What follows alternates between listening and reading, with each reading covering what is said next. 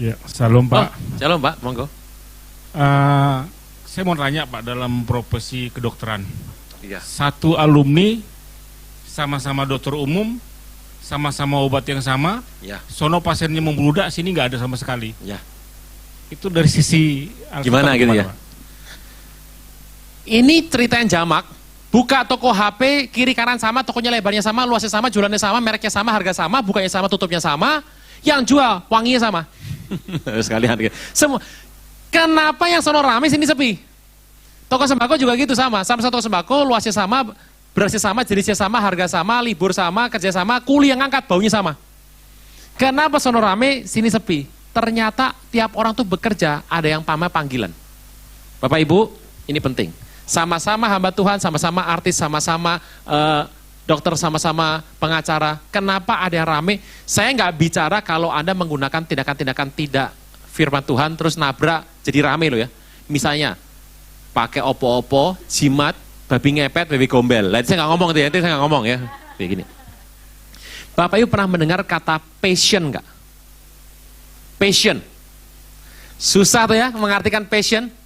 Hasrat, kesukaan, belas kasih, minat, bakat toh.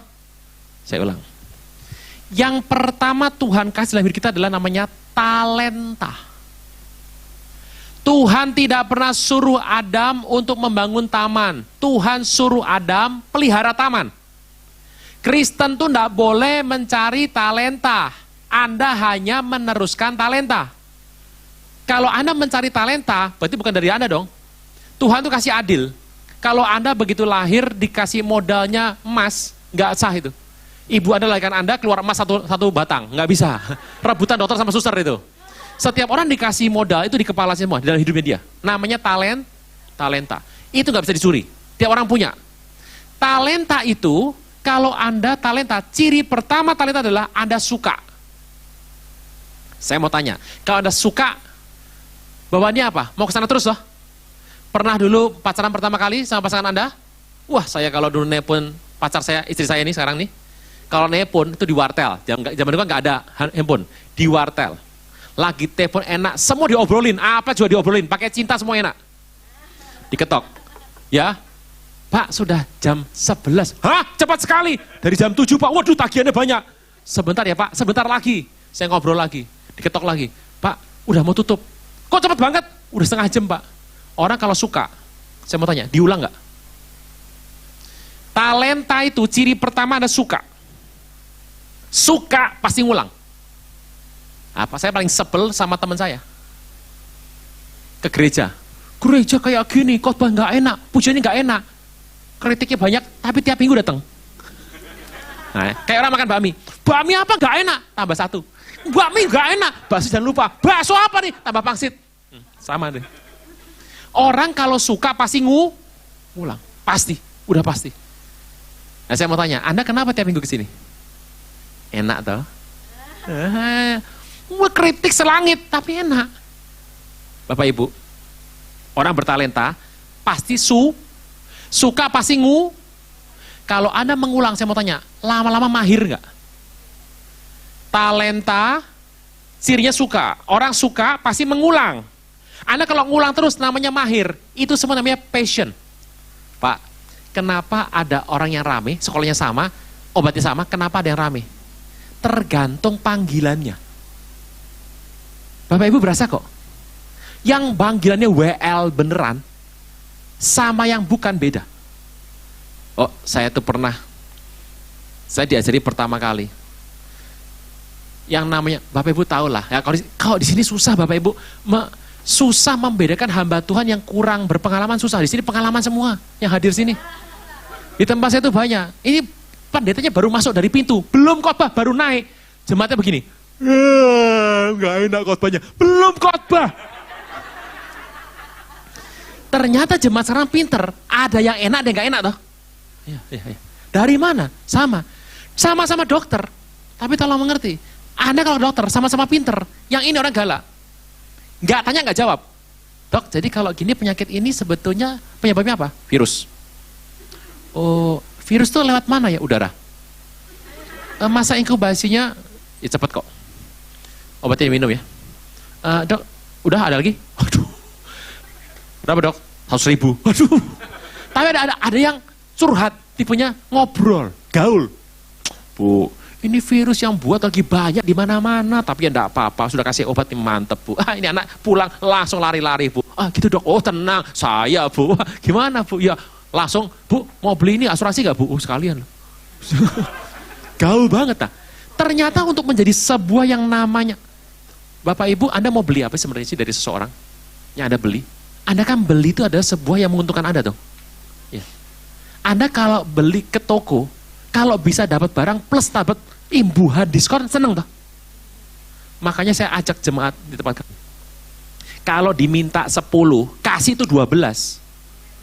Kalau kerjanya sampai jam 4, kasih pulang setengah 5. Kalau bos kasih target 5, buatlah 6. Orang ngeliat Anda, lama-lama mau sama Anda terus. Orang tuh kalau sudah puas sama Anda, itu mau bayar lebih. Lama-lama, rame. Nah, muka aja beda kok. Gitu. Ya. Bapak Ibu, tapi itu ada seorang hamba Tuhan namanya Jonathan Edwards. Kacamata tebel, gaya Inggris. Kalau khotbah, baca. Jemaatnya bercanda, ribut sendiri. Hormati Tuhan. Sampai selesai amin tiap minggu puluhan tahun. Satu hari dia bawa judul khotbahnya adalah pendosa di tangan Allah yang murka. Dia itu khotbah diurapi Roh Kudus, tiba-tiba Roh Kudus turun. Yang denger nangis, teriak-teriak semua bertobat. Shh, hormati Tuhan. Dia sampai turun nggak pernah tahu itu khotbahnya mengubah Inggris Wales, berubah gara-gara khotbah itu. Tapi nunggu yang begini 1.100.000 bro. Jadi kenapa kok bisa beda? Salah satu, sama-sama diurapi kok, sama-sama. Mungkin ada yang panggilannya kuat, ada yang kurang. Tapi kalau panggilanmu kurang, tenang, engkau latihan. Saya ngomong sama anak saya, sayang, kamu kan belajar piano dari kecil, sering juara. Tapi kamu malas latihan, kenapa? Karena merasa gak ada lawan. Tapi kasih tahu ya, kamu sekarang jago, 5 tahun lagi, semua orang akan mendahului kamu. Bapak Ibu, Anda kalau punya cucu, punya anak, umur 2 tahun sudah pegang koran. A, B, C, wah kakeknya bangganya 3 hari. Saya mau tanya, setelah 5 tahun, umur 5 tahun, semua anak bisa ngomong kan? Anda juara di SD. Saya mau tanya, setelah SMA, semua orang bisa menguasai perjalanan SD tuh? Iya, ya tolong ngerti. Jadi gini loh, Bapak Ibu, kenapa sih ada yang gitu? Faktornya banyak Pak. Pertama, panggilannya. Makanya penting kerja tuh panggilan. Kalau nggak panggilan, nggak ada tenaga Bapak Ibu. Ada masalah mundur, tapi kalau panggilan, seneng kok. Panggilan saya main game Pak, Pokemon. Tolong dengar baik-baik Bapak Ibu. Pokemon Go dibuat sama orang Jepang. Dibuat dengan alasan pembuatan satu. Untuk menentang iman dari orang tuanya yang Kristen, yang terus minta dia bertobat. Orang ini kesel dengan iman orang tuanya, membuat Pokemon Go. Wawancaranya mengatakan bahwa ini dibuat untuk melawan iman Kristen. Gak usah saya lanjutkan, Anda putuskan sendiri saja. Jadi kenapa? Kurang latihan bisa, tidak sungguh-sungguh bisa, kurang panggilan. Nah jadi itu, pembawaan. Profesionalitas. Anda lagi marah di keluarga, nggak bisa ke kantor loh bawa. Kalau dibawa kantor, rusak semua. Gitu. Makanya saya biasakan masalah saya nggak pernah ke rumah, masalah rumah nggak pernah keluar. Ada yang curhat, Jeng, tahu nggak suami saya? Waduh, kalau tidur ngorok baunya bukan main, kalau pagi dadidut. Waduh, lah curhat keluar semua, keluarnya gimana ceritanya? Nah kan Bapak Ibu ya. Jadi untuk sebuah yang namanya keberhasilan itu faktornya banyak. Makanya Tuhan bilang kabar baik. Sampai sini Pak, mungkin itu. Ada lagi Bapak Ibu, silakan. Dipuaskan saja semuanya, jangan sampai saya dicegat. Karena mau pulang besok pagi harus berangkat ke luar kota. Silakan Bapak Ibu kalau ada. Jadi passion itu apa sih katanya tadi? Yang pertama talenta, cirinya suka pasti lama-lama mahir, mastery, jadi mahir. Gitu. Pak, monggo. Baik, selamat malam Pak. Tadi Bapak juga sudah mengatakan di Roma 12 ayat 3, kita tidak boleh atau jangan memikirkan hal-hal yang lebih tinggi daripada yang patut kamu pikirkan. Nah, yang saya pertanyakan, di ayat itu juga dikatakan ada ukuran iman yang dikaruniakan Allah kepada kamu masing-masing. Nah, pertanyaan saya, apakah mungkin Allah juga, atau apakah mungkin ukuran iman ini bisa ditambahkan sama Allah? Oke. Bapak Ibu, jangan senang punya iman besar. Ini saya harus ngomong hal yang provokatif. Iman besar nggak penting. Iman kecil jangan minder. Tiap orang punya ukuran. Jadi ada yang S, M, L, XL. Bapak Ibu, jangan bangga dengan iman besar. Saya berikan contoh. Yesus lagi, perempuan Sidon datang. Tuhan, anakku sakit. Tuhan bilang gini, tidak pantas memberikan roti kepada anjing. Tuh perempuan bilang gini, benar Tuhan. Jadi dia ngaku dirinya apa? Anjing. Benar Tuhan, tapi anjing juga boleh makan remah-remah yang jatuh dari meja anak kan? Artinya apa? Kalau orang Israel nolak, aku berhak terima kesembuhan. Yesus mendengar itu kaget bilang apa? Onde mande. Bu, imanmu besar, pulang, anakmu sembuh. Besar gak imannya? Besar. Waktu Tuhan digebukin dan meninggal, dia layak gak? Waktu Tuhan berlumuran darah, dia menghapus wajah Tuhan gak? Enggak. Kemana tuh dia pergi? Kedua, perwira Italia. Hambanya udah mau meninggal. Dia utus pasukan. Serdadu, sersan, ketemu sama Tuhan Yesus. Tuhan, kaptenku punya hamba lagi sakit, tolong disembuhkan. Apa kata orang Yahudi? Tuhan Yesus sembuhkan orang itu. Dia orang Itali Romawi, tapi dia donatur besar dari sinagog. Suka ngasih kita persembahan. Tolong Tuhan supaya dia berjalan terus. Oke, Tuhan bilang, dia pergi. Sampai di rumahnya belum masuk, itu kapten gak mau keluar loh. Dia utus lagi sersan kedua. Dia bilang apa? Atasanku kapten, dia punya jenderal. Kalau jenderal bilang pergi, dia pergi. Tapi kapten itu juga punya bawahan. Kopral. Kalau dia bilang kopral suruh pergi, dia pasti pergi. Kaptennya bilang gini, Tuhan Yesus, aku tidak layak terima engkau di rumahku. Berkata sepatah kata saja, perintahkan saja, hambaku sembuh. Begitu mendengar kata itu, apa respon Tuhan Yesus? Alamak, besar banget iman sebesar ini nggak pernah ada di antara orang Israel. Pulang aja sana, hambamu sudah sembuh. Saya mau tanya, besar gak imannya? Waktu Tuhan digebukin orang Romawi, dia kapten toh, dia perwira toh, bantu nggak? Waktu Tuhan disalib, dia minimal dia nggak bisa nolak, tapi bisa bantu toh. Bisa menghalangi tuh harusnya, walaupun mungkin gagal. Bantu nggak? Enggak. Iman besar nggak penting, iman kecil nggak penting. Alkitab berkata, biji sesawi biji paling kecil di muka bumi. Tapi kalau sudah bertumbuh menjadi pohon yang besar, di mana burung di udara bisa bersemayam di cabang-cabangnya. Berarti iman yang penting bukan yang besar dan kecil, tapi yang bertumbuh. Jadi ukuran iman Pak, betul Pak. Kalau Anda sekarang, Tuhan sudah kasih yang sloki, setia aja sudah yang itu. Saya dipanggil itu jadi pengajar, ya sudah ngajar. Bapak Ibu, ini Pak Albert mungkin juga tahu nggak hadir hari ini. Saya ini pernah dulu ikut GMB. Atau GMB, Giving My Best. Yang pertama itu. Saya penyanyi di situ. Masih belum nikah waktu itu. Waduh, Bapak Ibu sekarang jadi pengajar. Kalau mau dibilang ngajar, walah. Nah, yang ikut kom jarang toh? Banyak sini. Aduh, rumahnya dekat. Di Jakarta, macet Pak, apa-apa. Yang datang sedikit, udah gitu yang datang. Waduh, ngomong setengah pada gini. Tuhan panggil saya jadi pengajar, ya saya ngajar aja udah. Nanti suruh khotbah, saya khotbah.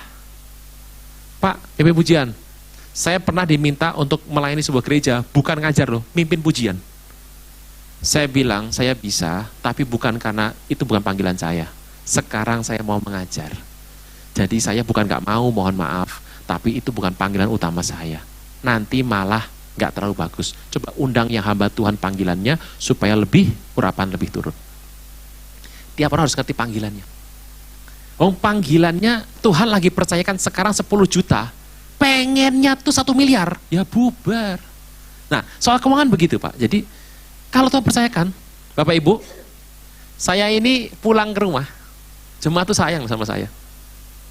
Telepon, SMS ting, Pak Pendeta, saya punya mobil X, nggak baru 4.000 jalannya.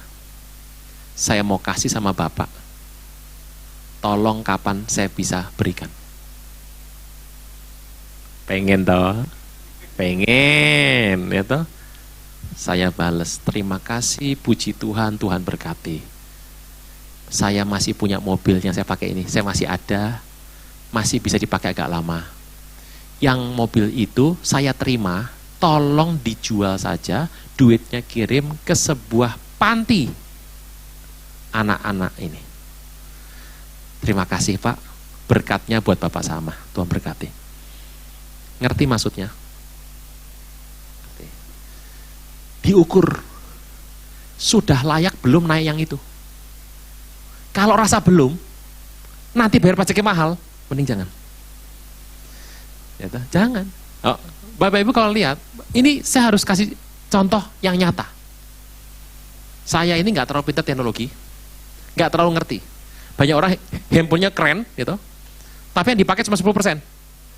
Ya kalau nelpon masih ingat nomor. Saya punya teman gitu. Jadi kalau nelpon tuh nggak bisa gini, masih gini. Loh, nggak lah, apain aja. Aku nggak bisa. Waduh. Jadi saya pakai handphone yang 10 tahun lalu. Orang tanya, Pak nggak mau yang baru? Bukan apa-apa.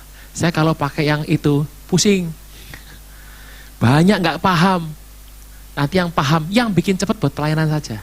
Bapak Ibu, kita harus setia dengan Tuhan kasih apa. Nanti pelan-pelan Pak, waduh Tuhan kalau nambah bukan manusia. Kita kalau nambah, Bu, nambah nasi 1, 4.000 itu. Kalau Tuhan enggak, tambahkan terus. Nah, jadi tangkap, doakan, kita tuh sekarang ada di mana? Saya ada di mana nih? Setia aja sudah. Nanti ditambah-tambahkan. Tuhan kalau nambah-nambah, wah luber, saking lubernya sampai manggil Uber. Nah, gitu. Jadi itu, jadi setia saja. Betul, ditambahkan. Betul sekali Pak Iman, ditambahkan ukurannya. Oke, ada lagi Bapak Ibu?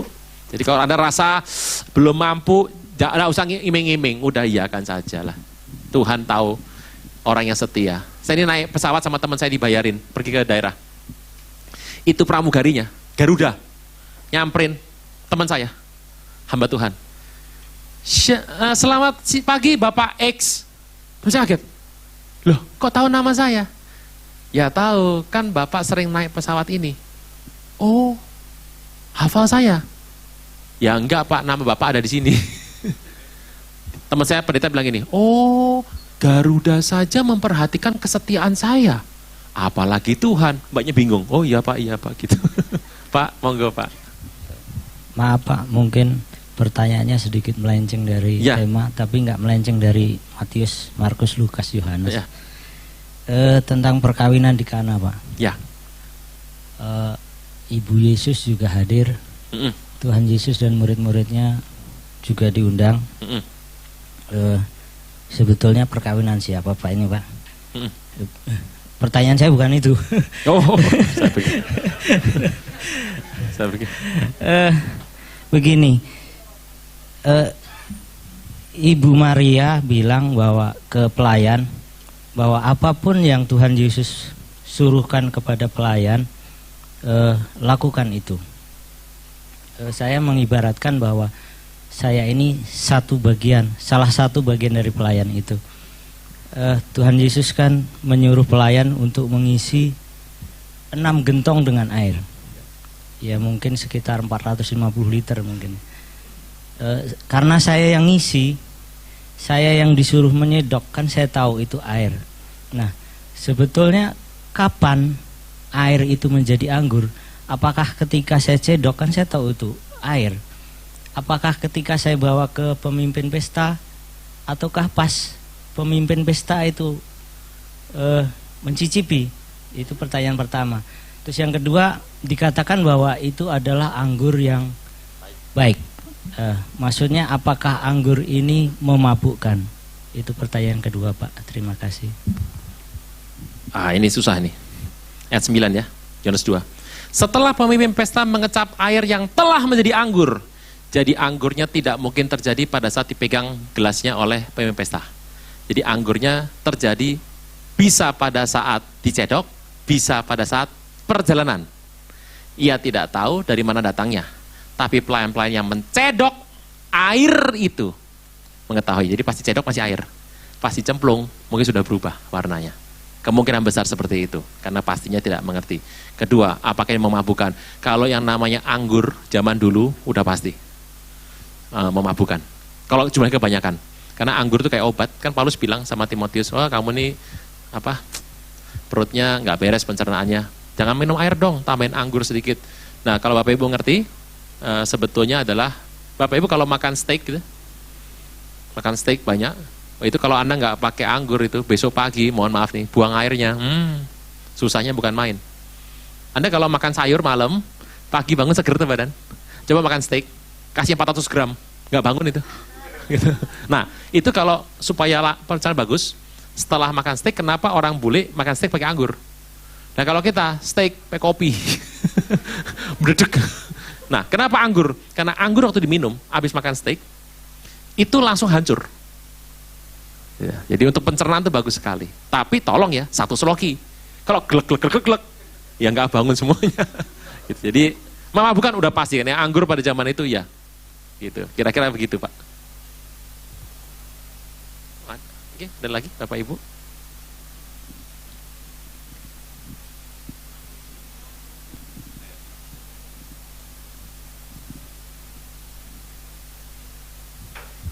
Oke Pak, ini mungkin saya agak menyimpang sedikit dari materi kita. Beberapa pelajaran kita yang lalu Pak, saya pengen diingatkan lagi mengenai ya setelah meninggal kita kemana Pak? Oke. Nah itu bisa diceritakan lagi Pak. Terima kasih Pak. Bapak Ibu, saran saya satu, baca firman. Karena yang terjadi begitu Anda tutup mata, dari akhir tahun lalu sampai sekarang, ini sudah banyak sekali hamba Tuhan meninggal. Saya nggak tahu Anda dengar apa tidak. Tapi saya ini sudah bolak-balik rumah duka dari bulan 11 sampai sekarang. Udah bolak-balik, bulan ini sudah 2. Saya kehilangan 2 profesor saya tahun ini. Gak tahu kenapa dan meninggalnya unik sekali. Orang yang meninggal gak tahu dia mau meninggal loh. Masih ngobrol ketawa di rumah sakit, tiba-tiba drop. Yang meninggalnya stres kok. Loh. Ini kenapa? Kenapa? Meninggal. Gak sempat tinggalin pesan, gak sempat meninggal tiba-tiba. Bapak Ibu, orang kalau meninggal, Alkitab menjelaskan prosedur juklak setelah orang meninggal. Orang kalau mau meninggal, itu sebetulnya dia sudah dikasih orientasi dulu, ospek. Ngeliat dulu, makanya orang mau meninggal biasanya matanya bisa ngeliat 2 tempat.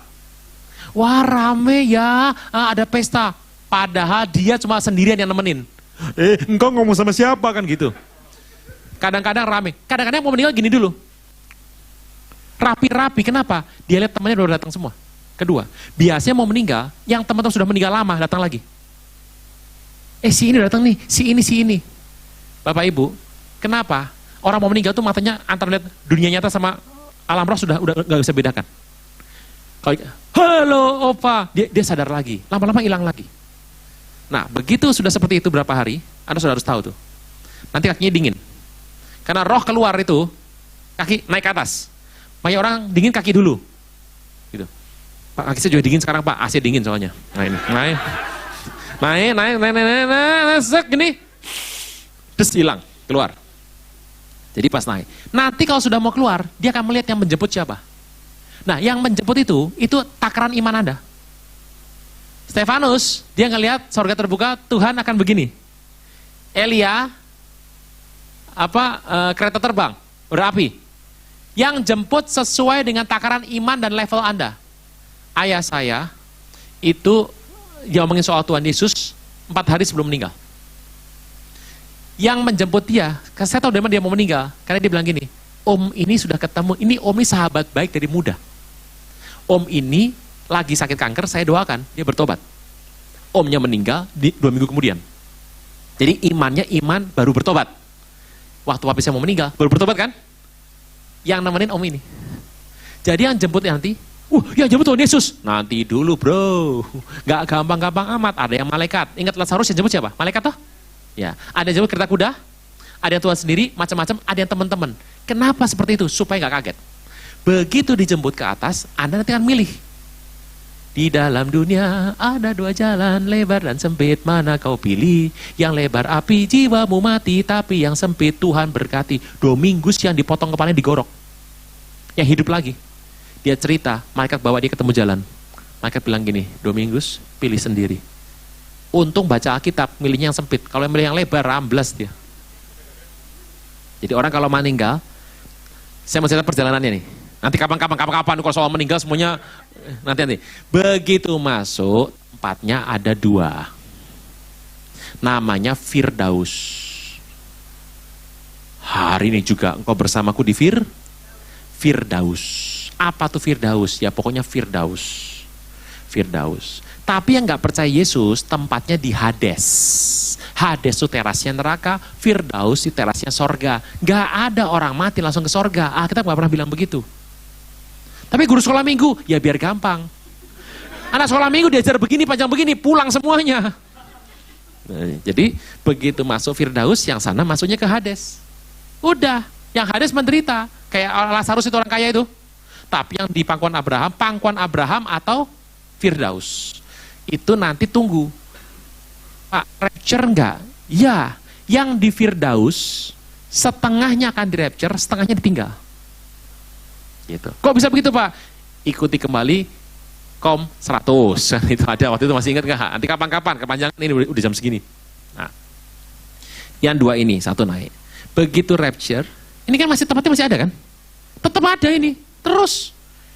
Nanti 1000 tahun yang meninggal, kalau dia baik, ya masuknya ke sini lagi, yang jahat ke sini. Ini ada terus, tempat-tempatnya ada dua nih, terus.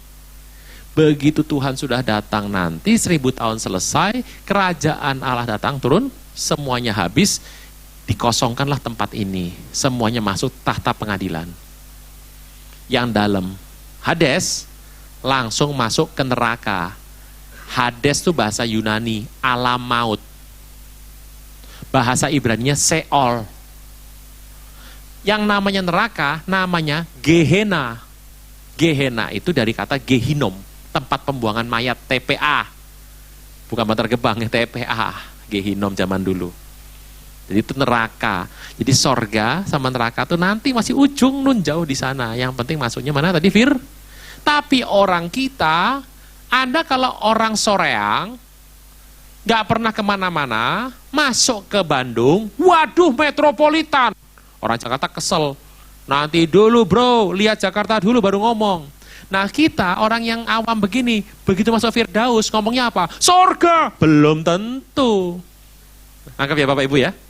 Ya jadi dua tempat berbeda. Gitu Pak. Lagi Bapak Ibu? 8:30 Ibu. Kenapa orang yang meninggal tidak mau cerita? Pernah hidup. Oke, ada. Domingus cerita. Ajak dia ke sini, ada film-filmnya semua. Dia kembali. Kenapa nggak mau cerita? Karena yang meninggal keenakan. Mbak, andai kata nih, ada bapak cinta sama istrinya, sama anak, cinta banget nih. Terus meninggal. Ayah, nanti kalau pulang, kalau disuruh kembali sama Tuhan, kembali ya. Iya, ayah janji. Kan gitu kan? Terus meninggal. Sampai sono, gak bakal ingat anaknya sudah. Indahnya bukan main. Nah, Anda kan kalau pergi gitu. Dadah mama, dadah. Ke Jakarta toh? Ngelihat Jakarta, gak nelpon lagi tuh. Anak ngekos coba nelponnya. Bulan pertama, setahun gak nelpon. Kenapa? Asyik. Itu sono. Waduh Bapak Ibu, bukan indah. Indahnya bukan main, gak pengen pulang. Gak pengen pulang. Gitu. Kenapa gak balik? Ada yang balik kok, beberapa balik Bu. Banyak yang balik. Cuma kadang-kadang yang balik gak dipercaya. Benar firman Tuhan. Kalau dengan firman aja mereka gak percaya, apalagi dari orang yang kembali dari kematian. Ada beberapa yang kembali. 2 minggu itu kembali. Itu berita nasional Bapak Ibu. Hubungi Pak Gembala, coba tanya. Bisa beliau Minggus itu satu naungan bersama dengan saya. Saya pernah ketemu. Nah, sudah pernah, kurang apa lagi? Pasang slide gak? Ada, pasang ya? Fotonya? Iya, Pak. Ya, pas diangkat kepalanya begini-begini. Iya. Oh, iya, udah. Itu kembali. Dia keliling dunia. Banyak yang kembali. Cuma kan model kayak kita ini kalau belum lihat sendiri belum yakin toh. Mau meninggal apa gimana? Iya, kan gitu ya. Oke, ada lagi Bapak Ibu. Bu, ya. Tadi Bapak bilang kan kalau alam maut disebut Hades. Kalau kita kalau bukan alam maut yang tadi Bapak bilang disebut Firdaus. Dan ketika di Firdaus, kalau rapture itu kan cerita tentang pengangkatan, ya Pak ya. Kenapa masih ada yang ditinggal ketika rapture? Padahal sudah di Firdaus. Panjang cerita, Bu. Bukan berarti yang ditinggal tuh payah gitu, enggak loh. Ini mungkin Bapak Ibu baru dengar ya, belum dengar atau pernah dengar, saya juga kaget dengan cerita ini. Masih ingat nggak di 1 Tesalonika? 1 Tesalonika 4 nanti dibaca ayat ke-13. Ada orang yang percaya Yesus tapi meninggal dengan 2 cara. Yang pertama meninggal dalam Yesus, yang kedua meninggal dalam Kristus. Ah sama aja? Enggak, beda loh Bapak Ibu. Yang di rapture itu yang meninggal dalam Kristus. Contoh nih, Kristen, ya toh. Tapi anaknya 5 anak pertama semua. Kurang paham. Saya ulang. Ada Kristen, anaknya 5 anak pertama semua, ya toh. Nah, tahu toh? Tahu. Kelakuannya minus, ancur-ancuran, udah atau pokoknya gebas, semua dibuat dosa. Pas mau meninggal, Tuhan, ampuni aku. Saya mau tanya, orang minta ampun diampuni nggak? Diampuni. Terus habis itu meninggal. Kayak sebelah Yesus tuh, salib Yesus tuh. Terus kalau dia masuk ke Firdaus, Anda pasti protes tuh. Enakan dia, nggak enak di gua. Hidup berantakan, sebelum meninggal bertobat, sekarang masuk Firdaus, rugi di gua, kan gitu kan? Nah, kita kan orangnya iri, suka iri hati kan biasanya. Bapak Ibu, Tuhan tuh adil. Orang-orang seperti sebelah Tuhan Yesus itu, penjahat itu, sebelum meninggal bertobat tuh, itu masuknya meninggal dalam Yesus, tinggal bersama Yesus. Tapi Paulus, Petrus, salib terbalik. Paulus, penggal kepala. Thomas, ditombak di India. Ini model begini. Ini namanya kalau meninggal dalam Kristus ini. Yang rapture yang begini. Jadi hari ini Bapak Ibu punya jadi lelah nih. Hujan-hujan kok ibadah di JCC Jantung, mending di rumah ya toh, nonton sinetron. Saya beritahu Tuhan hitung semuanya. Oh Tuhan hitung. Gitu. Nanti kita cek kapan-kapan. Yang penting itu dulu. Sampai sini Bapak Ibu. Monggo Pak. Beberapa pengalaman saya waktu bertugas di ruang ICU. Ini pada pasien-pasien yang sudah koma, mungkin ada 4-5 hari. Hari ke-7, hari ke-8 dia mulai normal dan seterusnya.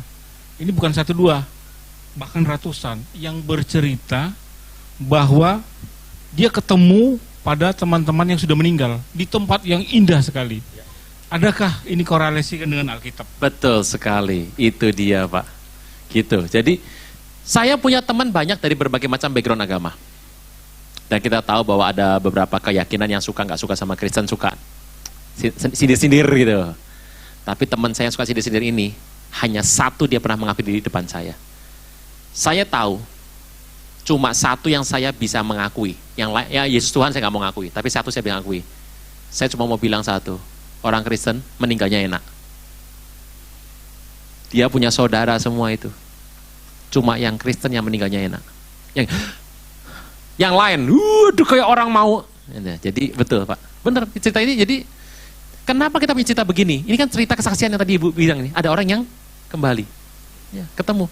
Makanya seringkali kalau Anda ketemu orang sudah mau meninggal, senyum-senyum sendiri. Terus rapi-rapi Pak, dia tuh udah nggak sadar hidup dunia, sudah sadarnya di sana. Gitu. Saya kehilangan seorang rekan.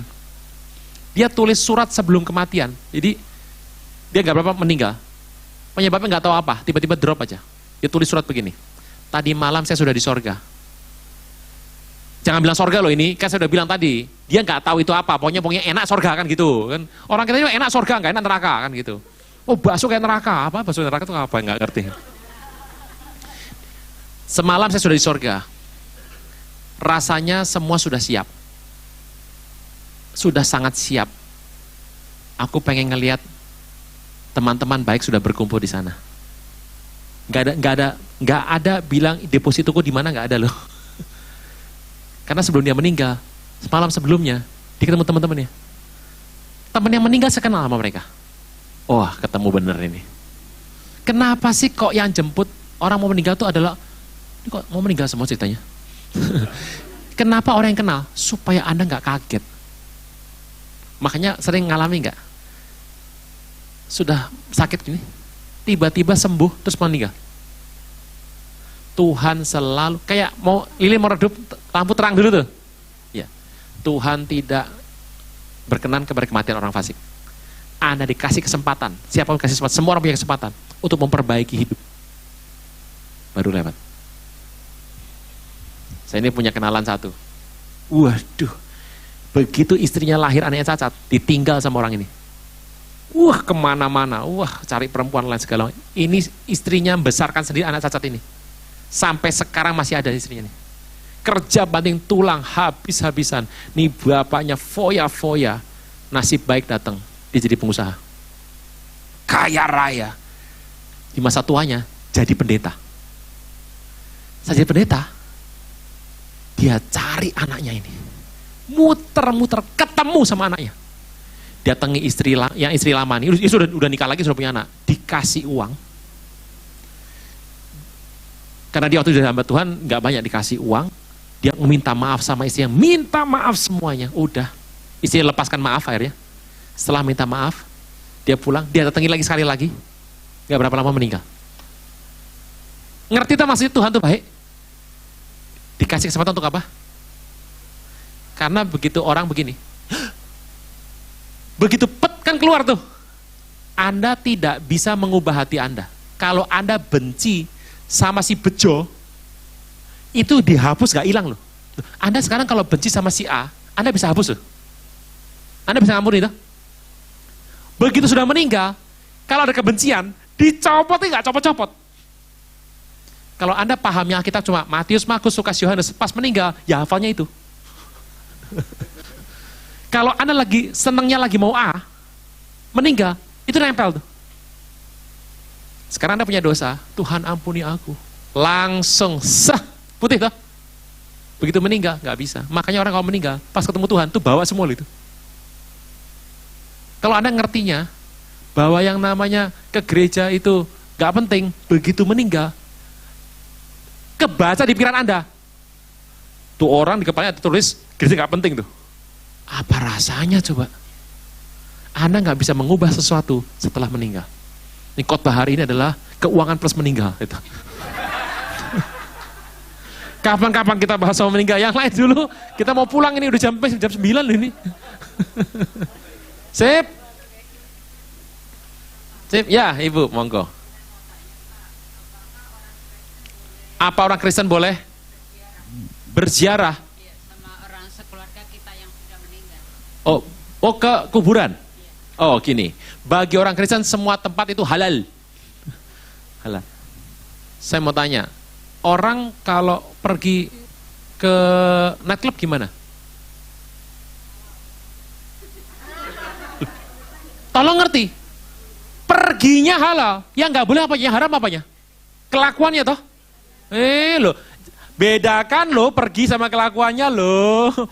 Kalau sana haram, sini haram, Anda nggak boleh ke sana. Itu kuasa jadi gimana dong? Saya mau tanya, Anda masuk rumah ibadah lain boleh toh? Yang nggak boleh itu apa? Hatimu menyembah, kan gitu. Lah, Anda kalau lewat di Mangga Besar gimana? Kan nggak boleh, ya boleh aja tuh. Jadi, gini, ziarah bagi Kristen itu adalah sarana untuk silaturahmi berkumpul. Jadi, nenek saya nggak pernah ke sana, tapi nenek saya sama anak-anaknya, jadi om-om saya, beberapa tahun sekali kumpul. Pertama apa? Untuk ngerawat, ngeliatin supaya jangan sampai, wah kalau semak sampai setinggi nggak bagus. Jadi udah dibayar nih, dipotong belum? Udah dipotong, kita cek, kan ngecek tuh, udah ngecek semua. Nah itu semua kumpul tuh. Ajang apa itu? Ajang untuk silaturahmi, ngobrol. Ngobrol di rumah bisa, tapi kalau nggak ada tematik kan susah. Kita tuh kalau kumpul kapan? Kalau ada yang meninggal apa menikah kan? Iya, tematik tuh berarti. Jadi sebetulnya diambil apanya? Tematiknya. Sebetulnya kita Kristen tahu kok. Anda mau ke kuburan orang meninggal, mau 10 kali, 15 kali, tidak mengubah apa-apa dengan yang meninggal kok. Karena kita tahu, yang ada di situ tinggal tulang.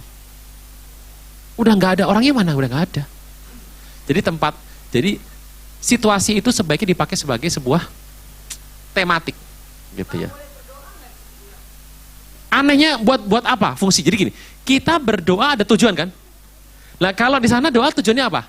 Gitu. Terus mau ngomong apa doanya saya pengen tahu. Tuhan berkati makanan ini. Ya boleh toh, kan ada bawa makanan. Saya mau tanya, di kuburan dibagi makanan toh? Nasi pincuk toh? Doa dulu nggak? Nah itu boleh bu. Kalau doain yang mati, Alkitab nggak bilang. Artinya apa? Buat apa didoain yang meninggal? Nggak bisa, nggak ada urusannya kan? Ya udah. Jadi kalau doa boleh, cuma doa buat apa kan gitu. Sip, ada lagi? Wah, ini syirik ini. Itu. Terus maminya bilang gitu, oh jangan yang ini, nggak bener, bubar semuanya. Nah, jangan. Jadi Anda harus mengerti Bapak Ibu yang sudah meninggal, nggak ada hubungan sama kita. Kita yang ke sana, bukan dia yang ke sini. Jadi tolong mengerti.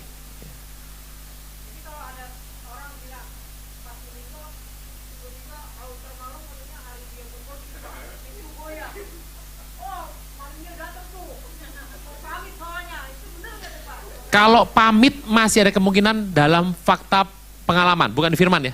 Pamit, satu kali. Bukan bola balik loh ya. Satu kali.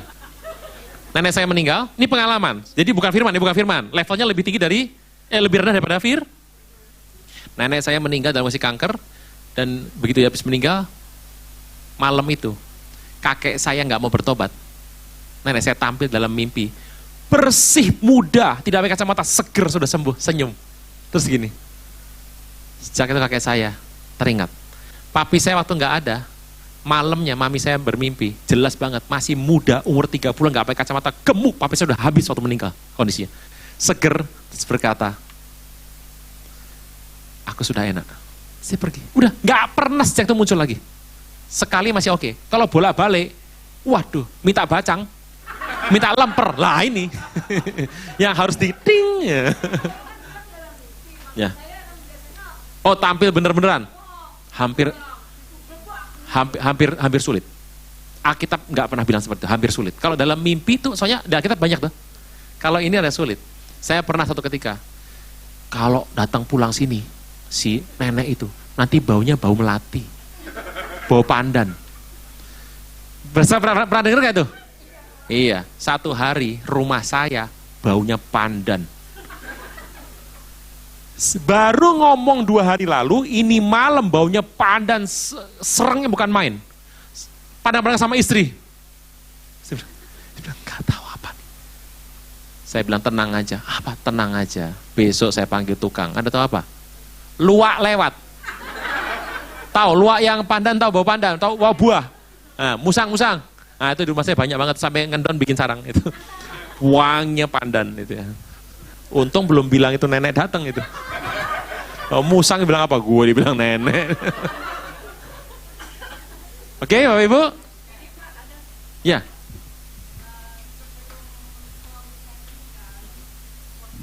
Suami saya lumpuh, nggak bisa Ya, jalan, ya. Pak. 1 bulan sebelum dia meninggal, saya itu mimpi, Pak. Bener apa enggak ya? Waktu mimpi, saya lihat saya lagi duduk di depan, dia bawa koper, dia tarik koper, dia pakai baju rapi, terus pakai sepatu. Dia bilang, saya tanya, mau kemana kok rapi banget? Dia bilang, saya mau ke Bangka katanya, kan kita orang Bangka. Saya bilang, loh kok ke Bangka? Siapa yang ngurus? Saya tahu dia sakit. Dia bilang nggak apa-apa, dia terbang ke Bangka gitu, naik pesawat. Sebulan kemudian dia drop, lalu dia meninggal ya. Begini, kita harus melihat ini sebagai sebuah kebaikan Tuhan, bonus kebaikan Tuhan. Bahwa Tuhan tahu lah kalau ada orang dekat itu meninggal tiba-tiba tuh yang meninggal enak, yang ditinggalkan syok toh. Makanya biasanya Tuhan izinkan beberapa sinyal yang deket sekali, yang nanti tahu bakal kehilangan, itu ngalami hal semacam ini. Kenapa papa saya nggak pernah muncul dalam mimpi saya, nggak pernah muncul dalam penglihatan saya, cuma sama mama saya? Karena Tuhan mungkin tahu siapa yang paling kehilangan, gitu. Dan kayak kakek saya sama nenek saya, kenapa yang lain enggak? Enggak. Makanya kenapa yang diberitahu sinyal-sinyal ini turunnya cuma yang paling anak paling disayang, pasangan yang dicintai, kan gitu-gitu. Makanya penting jaga keutuhan rumah tangga. Itu sebuah bonus. Mau dibilang di firman, kita berat menjawabnya. Pengalaman banyak terjadi.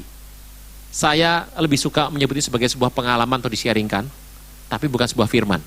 Karena pengalaman lebih rendah daripada firman. Tapi ini betul Bu, sering terjadi seperti ini. Sebagai sebuah kebaikan Tuhan. Sering terjadi. Jangan khawatir, yang itu masih oke. Tapi sekali udah gitu, udah. Nggak bolak-balik gitu, minta jeruk enggak. Gitu. Iya, oke, udah terima. Iya benar. Monggo Pak. Kalau yang dibilang anak yang saleh itu anak yang selalu berdoa untuk orang tuanya. Nah, kalau orang tuanya sudah meninggal, apakah kita sebagai anak masih bisa atau wajib mendoakan yang meninggal? Anak yang saleh mendoakan orang tua itu adalah budaya Chinese. Karena mereka menyebut bahwa orang setelah, makanya kenapa dalam budaya Chinese kalau didoakan itu pakai namanya mobil-mobilan, rumah-rumahan, handphone-handphonean. Dibakar supaya nanti orang tuanya enak. Selama di muka bumi nggak dibelikan, semasa meninggal dikirim rumahan. Nah, tapi ini gini, konsep kata saleh itu nggak boleh terkait dengan budaya yang seperti itu. Harus kembali kepada firman. Kita berdoa kepada Tuhan. Jadi kita tidak mendoakan orang-orang yang sudah meninggal. Karena itu memang kita nggak pernah ngajarkan. Kita berdoa sama Tuhan, kita merelakan kepergiannya. Titik sudah. Apakah masih perlu mendoakan orang yang sudah meninggal? Jawabannya satu, tidak ada manfaatnya. Doanya bagus, doanya jelek, doanya mantep nggak mantep, nggak ada hasilnya. Karena tidak mengubah keputusan apapun. Jadi yang sudah pergi, sudah. Jadi jangan habiskan, lebih baik berdoa untuk Jakarta, Indonesia, tax amnesty. Mantep itu. Karena jangan habiskan waktu. Jadi jangan ditambahkan dengan itu. Yang sudah, kita mengenang, harus mengenang. Kebaikan pesan-pesannya kita kenang, yang bagus kita lakukan, oke. Tapi kita tidak lagi seperti orang-orang lain yang nggak mengetahui soal kematian. Jadi Kristen tidak lagi, karena kita tahu kemana dia akan pergi. Gitu. Kalaupun mungkin kita tahu dia meninggal bukan dalam Tuhan, kita nggak bisa memindahkan dia lagi. Terus gimana Pak? Kembali kepada kebaikan Tuhan. Kita percaya Tuhan itu baik. Nanti Tuhan akan mengatur semuanya. Sip?